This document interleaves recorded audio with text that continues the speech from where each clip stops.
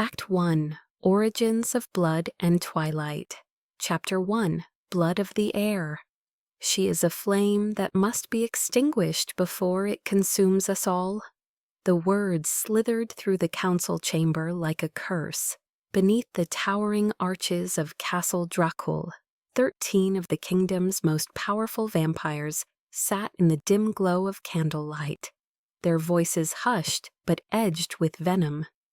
Counselor Dorian Dracul, his expression carved from stone, tapped his fingers against the ebony armrest of his chair. The blood-born heiress carries the stain of a diluted lineage. The Dravens have long since overstepped their place. Beside him, Celine Dracul leaned forward, her lips curving into a mirthless smile.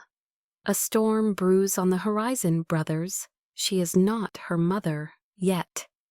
Murmurs rippled through the chamber, each voice layered with distrust, fear, and hunger. At the head of the hall, King Valerius Dracul remained silent, his violet eyes gleaming like embers in the darkness. He had ruled long enough to recognize the unspoken treason lurking beneath courtly civility. His daughter's ascension would not come without bloodshed. From the shadows, General Calum Sable, the kingdom's enigma, watched with an unreadable expression. His loyalty was to the throne, but where his favor lay remained a mystery. And in the heart of the castle, Princess Eleonora Valerius Dracul stood before the altar of blood, her fate teetering on the edge of a blade. If they sought to test her, they would find that she was not merely the daughter of a fallen queen. She was a force reborn from fire and sorrow. The echoes of history whispered through the towering halls. But tonight, something new took root in the marrow of the vampire kingdom.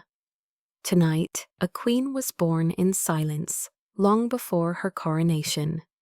The scent of burning resin and aged parchment filled the air as the echoes of celebration drifted through the grand hall.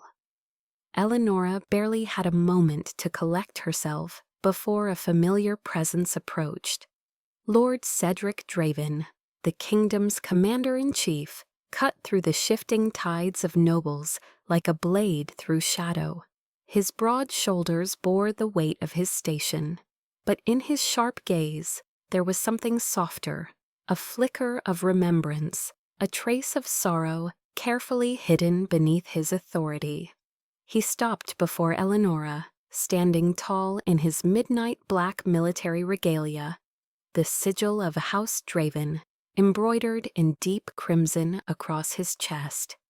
"You wear the crown of your mother's legacy, Eleonora," he said, his voice even yet warm, "and you stand as proud as she once did."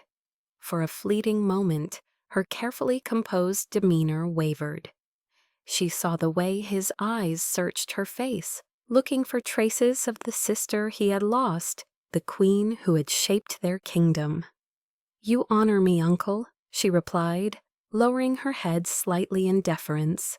Beside him, his wife, Judge Alara Draven, inclined her head, her expression measured, but the faintest glimmer of approval rested in her gaze. In her hands, she held a small velvet case. "A gift," she said simply, opening it to reveal a ring of interwoven silver and ruby, the stone glimmering like a frozen ember. Eleonora took it carefully, running her fingers over the cool metal. The Draven crest was etched along its edges, an unspoken promise of loyalty, of unbreakable ties. She looked up at Cedric. "I will wear it with pride." A rare smile ghosted across his lips, gone as quickly as it had come. Then, before she could say more, Lysandra Draven stepped forward. "Cousin," she said, a smirk tugging at the corners of her lips, "did you think I'd let this night pass without claiming a moment for us?" Eleonora let out a soft breath, perhaps the closest thing to laughter this night would allow. Lysandra's presence was a comfort, a piece of her childhood untouched by the venom of the court. Happy birthday, Eleonora, Lysandra murmured, clasping her hands. May the night bow before you. And may you always stand beside me, Eleonora returned, her voice quiet yet firm. For this moment there was no court, no council, no whispered betrayals, only family. But beyond them, the shadows stirred, and the night was far from over. Throne of the Blood Moon, Book 1, Rise of a Queen, is out now on your favorite stores. The saga begins. The Blood Moon rises. Book 2, Reign of the Chosen, coming soon. Link in the description. Step into the legend.